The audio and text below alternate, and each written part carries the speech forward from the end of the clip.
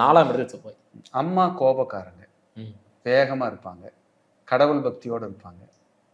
அம்மா வீடு சொந்த வீடு கண்டிப்பாக உண்டு. 4ல் செவ்வாய். மனைவிக்கும் சொத்துக்கள் உண்டு. 2வது குழந்தை பிறந்த பின்பு சொத்துக்கள் சேரும். 4ல் செவ்வாய். 2வது குழந்தை பிறந்த பின்பு தொழில் அமையும்.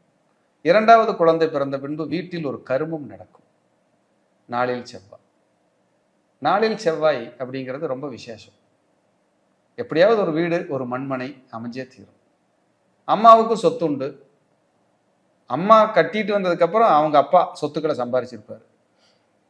ஆனால் பெண்களாக இருந்தால் யாருக்கு 4ல் செவ்வாய் இருந்தாலும் கணவரால் ஒரு துளி கூட நிம்மதி கிடையாது.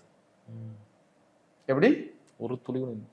என் கணவர் எனக்காக நேரம் ஒதுக்கலை, என் கூட பேசலை, எனக்காக வாழலை, என் கூட 1 மணி நேரம் கூட ஸ்பெண்ட் பண்ணி சிரித்து பேசினதில்லை, நான் தான் அவருக்காக வாழ்ந்திருக்கேன்.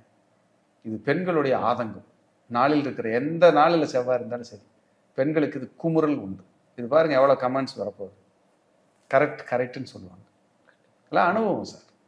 4ஆம் இடத்துல இருக்க செவ்வாயினால அந்த வீடு மேல இருக்கிற பாசம் அதிகமா இருக்குங்களா? இயற்கையா காலப்புருஷனுக்கு 4ல் செவ்வாய் நீசம் அல்ல. அப்ப இவங்களுக்கு பாருங்க, செவ்வாய் தானே கணவர்காரங்க, நீசமாயிடுறாருல்ல. அப்ப பெண்களுக்கு கணவரால் நிம்மதி இல்லாமல் போயிருங்க.